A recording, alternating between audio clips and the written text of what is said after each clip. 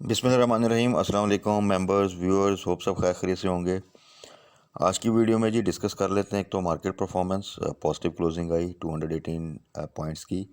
Top 10 volume leaders को discuss कर लेते हैं। उसमें डिफरेंट सेक्टर्स के स्टॉक्स जो से हैं उनका एनालिसिस हो जाएगा।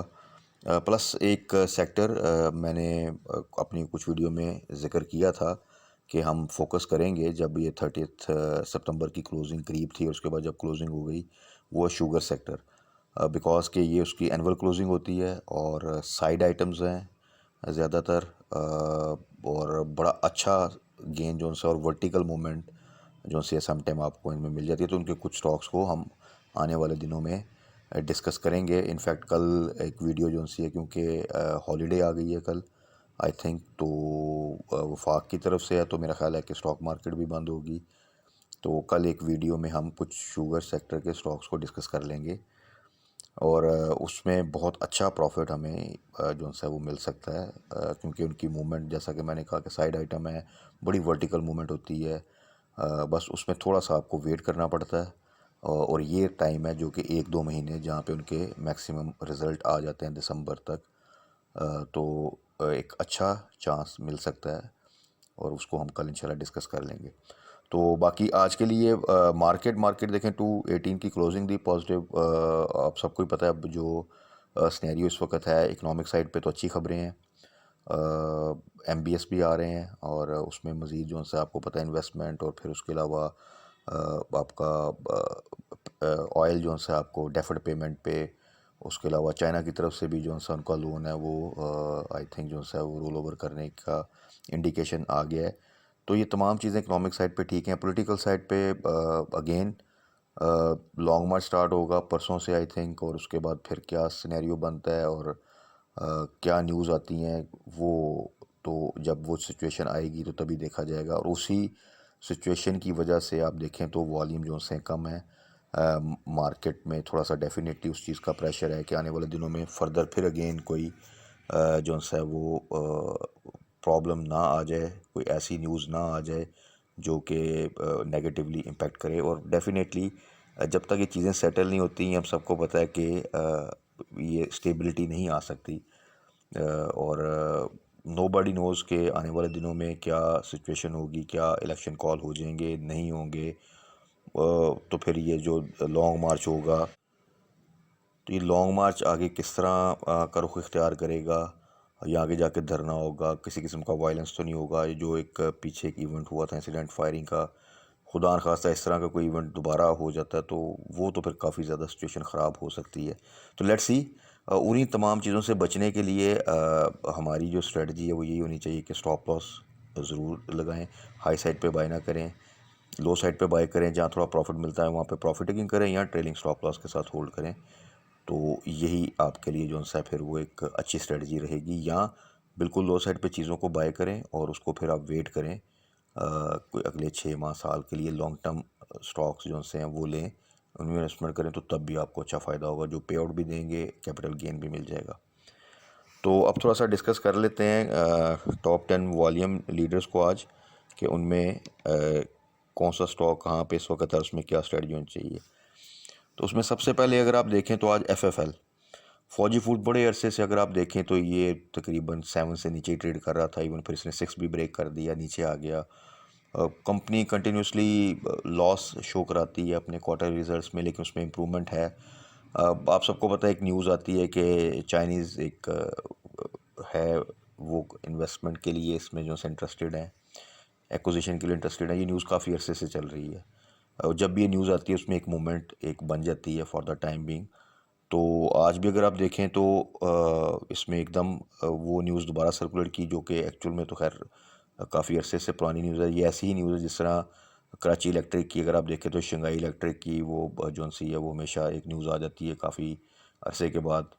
तो एनीवेज, बट 6 से नीचे अगर आप देखें तो एफएफएल की ये बिल्कुल बॉटम आउट प्राइस थी, और ये हमने कुछ पिछली वीडियो में डिस्कस भी किया था कि बहुत स्लो आइटम है, लेकिन ये प्राइस जो सी है वो ऐसी जहाँ से एक आधा बाउंस बैक तो मिलना ही है अगर ये न्यूज़ ना भी आती तो उस न्यूज़ की बेस पे भी आज फर्दर देखें तो बड़ी अच्छी मूवमेंट आई, वॉल्यूम लीडर रहा और जो हाई था इसका वो अगर आप देखें तो 6.84 का हाई लगा।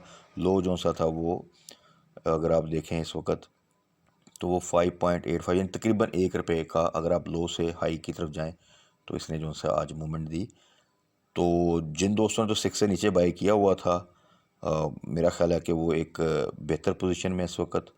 तो 6 से नीचे जिन्होंने बाई किया 6 का स्टॉप लॉस रखें और इसको होल्ड करें, और जैसे ही 7 से ऊपर जाए तो मेरा ख्याल है वहाँ पे अगर ये कैप नहीं है तो प्रॉफिट टेकिंग करनी चाहिए। उसके बाद आ जाएं जी WTL की। अब देखें थोड़ा सा ये सपोर्ट शो कर रहा है। ये रिसेंटली 1.3 के पास गया, वहाँ से इसने बाउंस बैक किया और ये अब अगर आप देखें तो नेगेटिव मार्केट में भी सम हो 1.4 1.5 इस रेंज में जो सा रहता है।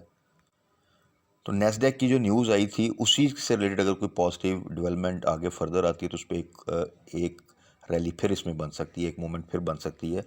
तो इसलिए जिन दोस्तों ने भी हाई साइड पे बाय किया हुआ है अगर वो चाहें तो 1.5 से नीचे इसका जो सा है 1.4 से नीचे 1.3 के आसपास आए, तो रिसेंटली जब आया था तो मैंने तब भी कहा था कि वहाँ पे आप एवरेज कर सकते हैं।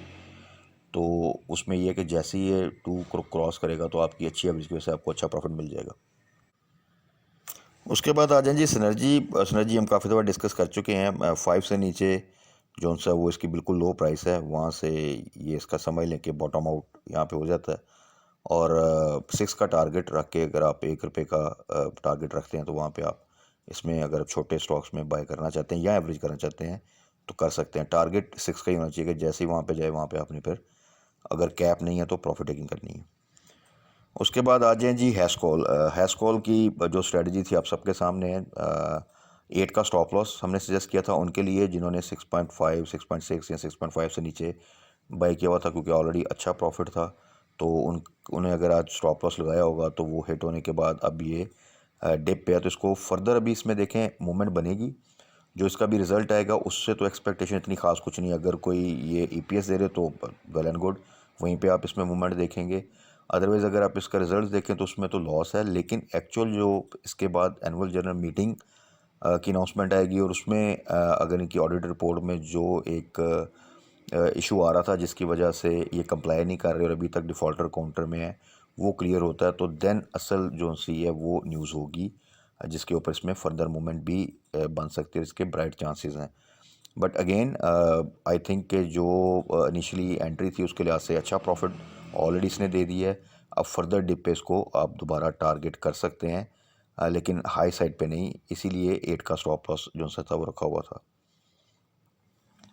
उसके बाद आ जाएं जी फैसल बैंक ठीक है इस वक्त अपने तकरीबन अगर आप कह लें तो हाई के पास है, तो इन रेट्स पे एंट्री तो खैर सजेस्टेड नहीं है।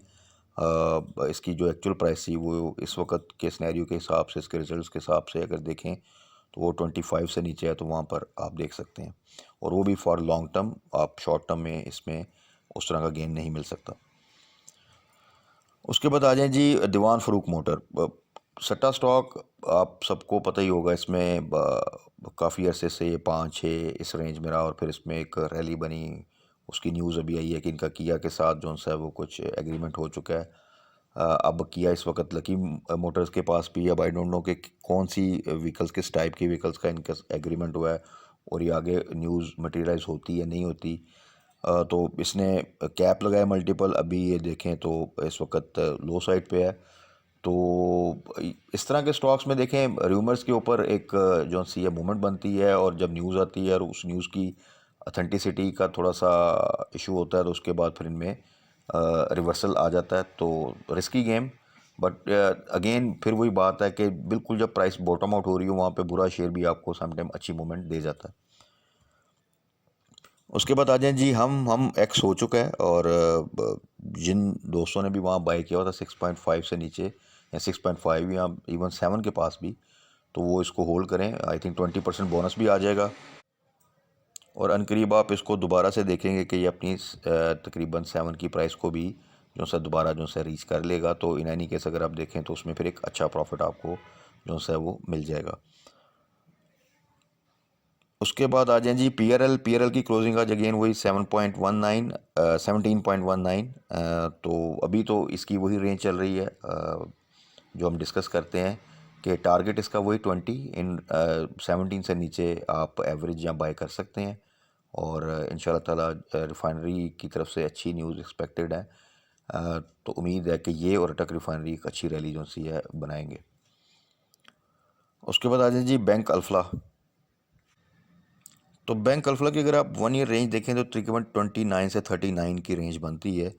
और अगर 3 मंथ्स रेंज देखें तो वो तकरीबन 30 से 35 इसके राउंड अबाउट जो है वो उसकी जो रेंज बनती है। तो उस लिहाज से अगर देखें तो इस वक्त एक प्राइस जिस लेवल पे है वहाँ पर आई थिंक कि अगर आप लॉन्ग टर्म के लिए चाहते हैं तो क्योंकि आगे दिसंबर क्लोजिंग भी आनी है, वो बैंक्स की एनुअल क्लोजिंग होती है, तो कुछ पे आउट वगैरह के चांसेस और अच्छे रिजल्ट के ऊपर एक रैली बन जाती है।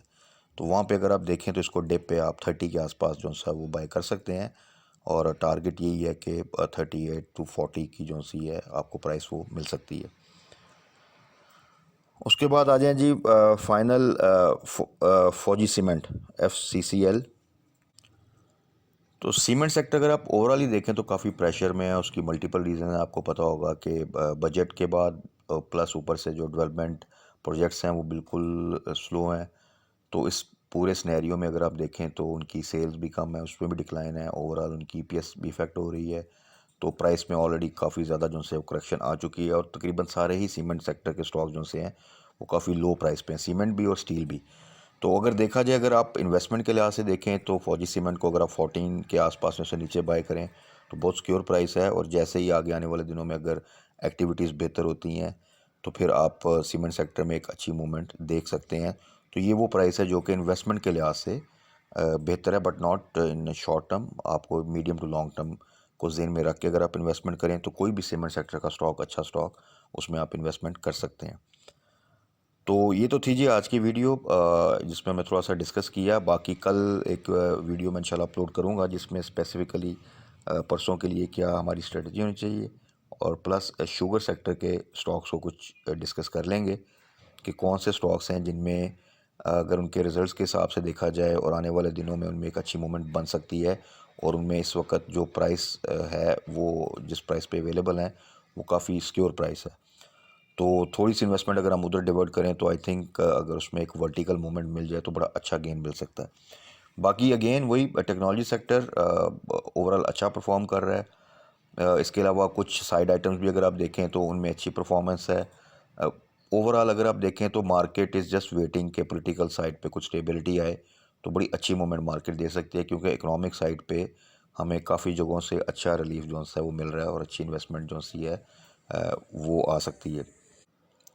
लेकिन पॉलिटिकल साइड पे स्टिल अभी जो सी है वो किसी किस्म की स्टेबिलिटी नज़र नहीं आती, बल्कि एक डर और एक खौफ है कि आने वाले दिनों में चीज़ें कहीं ज़्यादा ख़राब ना हो जाएं।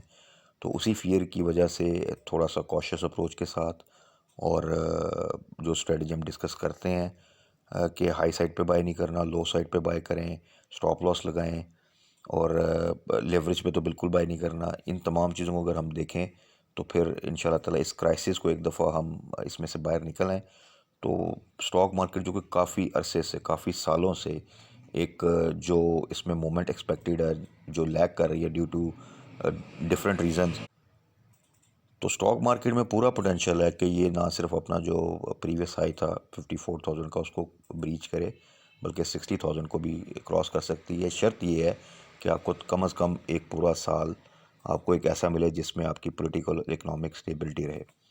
तो बाकी कल इंशाल्लाह ताला वीडियो में फ़र्दर के लिए क्या स्ट्रेटजी होनी चाहिए, कुछ स्टॉक्स प्लस शुगर सेक्टर के कुछ स्टॉक्स को डिस्कस कर लेंगे। तब तक अपना ख्याल रखिएगा, दुआओं में याद रखिएगा।